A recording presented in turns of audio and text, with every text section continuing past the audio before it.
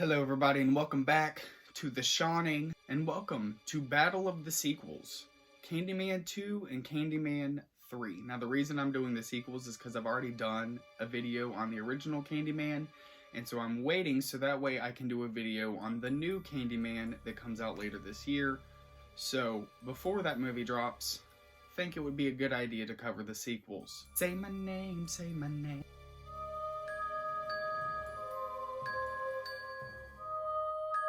Do not forget to like and subscribe to the channel. I always have more content planning coming out soon. Yeah, I just thought I'd let y'all know to please keep updated and turn those notifications on.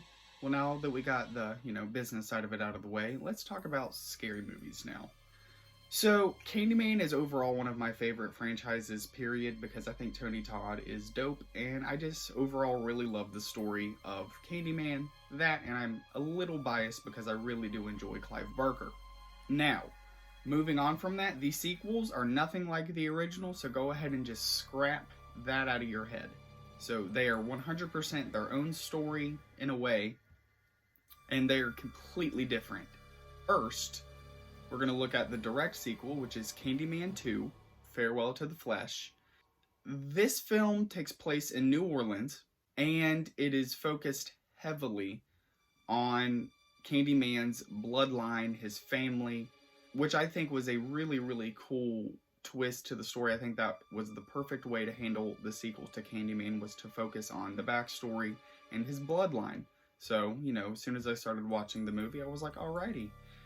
I like the story behind this. However, the only thing I did not enjoy, which personally I think this hurt both this and the third one, is you see Candyman way, way, way too early. In the original Candyman, you don't see Candyman till, what is it, like almost an hour into the movie? I think it's like 45 minutes or something. That compared to seeing him, opening scene, it just doesn't feel the same.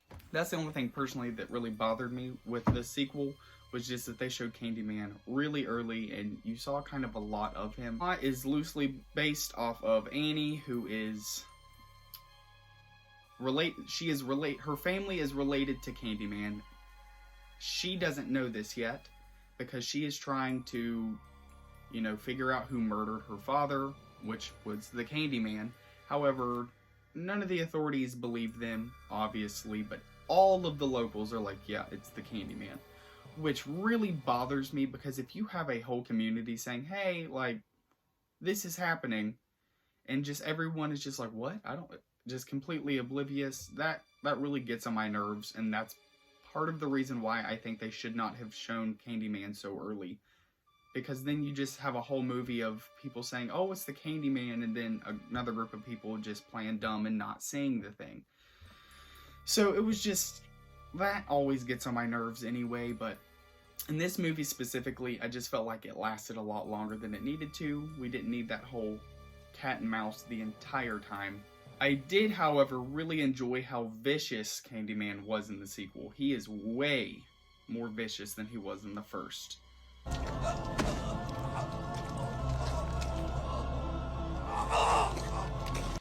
Which is kind of funny, because even if you look at like the Halloween franchise, Michael Myers is way more brutal in the second one than he was the first, and Candyman is no different. I mean, even the tone of Tony Todd everything is completely changed for this film. The tone feels different. They still use the same score, but personally, I don't think it fits because the tone of the movie changed. Now, the original was very much it was a beautiful movie. The sequel is more of a good old-fashioned slasher scary movie.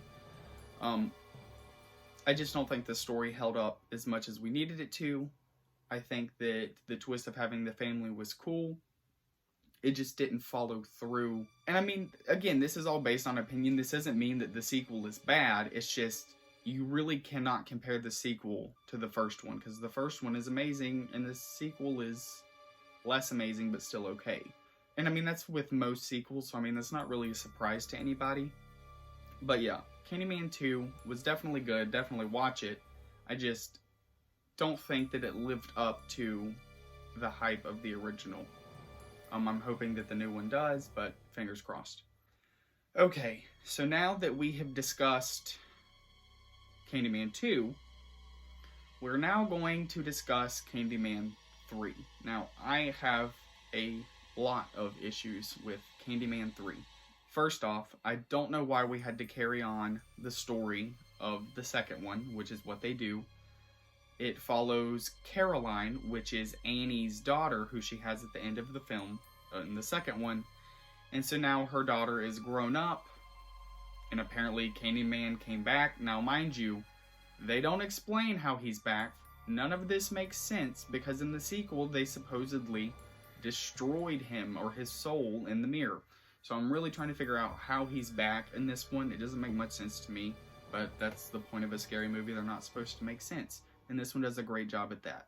So, besides the fact that the story is extremely bland, I absolutely hate the opening scene because it just shows Caroline in this ultra white bathroom, and then boom, there's Candyman. And once again, we're off showing Candyman within the first scene of a movie, which is how I knew that this probably was not going to be very good if they were already having to rely that heavily on poor Mr. Tony Todd. Now, I will say this. Tony Todd is consistent in all of these films, okay? He is great, and in my opinion, he's the only thing that keeps this one together. Now, the rest of the acting in this movie, I cannot speak so fondly of. I cannot stand the main character. I don't like Caroline at all, because there's no chemistry between her and Tony Todd in this film. It seems so forced. You know, in the original Candyman, you had those, you had Helen going through those trances. Well, those were real, like she was really being hypnotized. And I understand that they don't want to have to hypnotize people in order for their movie to be effective and da-da-da-da. Completely understand that. However, can we at least make sure that the acting is close? Because it was not in this movie.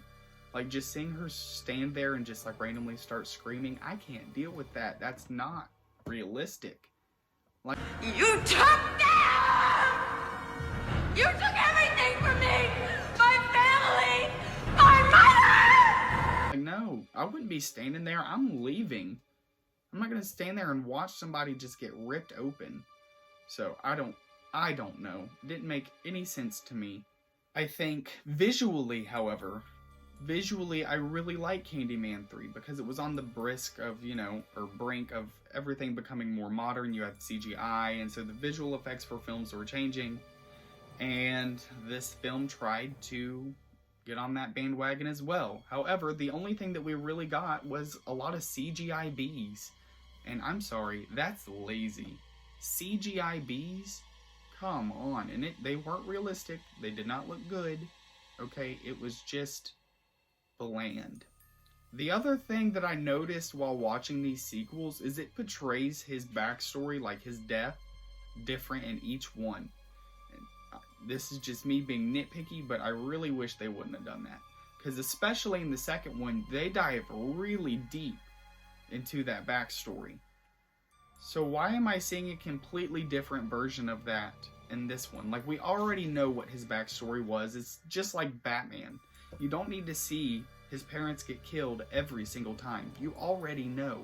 So with the Candyman, by the third one, we don't need to see what happened to him. If you're watching the third one, you should already know. So, I don't know. That really pissed me off. I don't know why.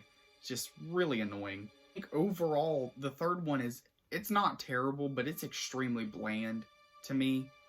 The only scene that I really, really, really liked was the scene, it was an egg, and it just, like in a frying pan, and blood started coming out of the egg, and then bees started coming out of the egg. Which, I mean, just think about that. You know, you're making breakfast, and then boom, the egg just starts bleeding, and bees start coming out. Freaked me out, because that's a really creepy scene, and I definitely give them props for the creativity of that, because I think that scene was really cool. I just think that was the only scene that was really cool in this entire movie. Was not a fan of the third one. It's just really bland. And if you're going to do a third one, I really wish we could have changed up the story, because I just don't think that the story in the second one was strong enough to continue on for a third. So, that's just personal opinion though. I'm extremely excited for the new one. I think if you're going to watch the new one, I definitely think you should watch the sequels, because, I mean, they're not bad. Tony Todd is still in both of them, and he's amazing.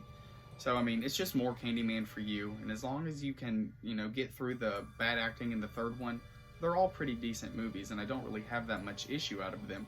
As a matter of fact, they're probably some of the better horror sequels that I've seen. So, we'll see what happens when the new one comes out, and then I can do a video on that one, and we'll probably do a whole ranking video on just all of the Candyman films all together, and I'm really excited for that. Please tell me which sequel you enjoy more out of the Candyman franchise. I'd love to hear more of what you have to say. Thank you for watching, and I will see you next time. And don't forget, don't say his name, keep it creepy.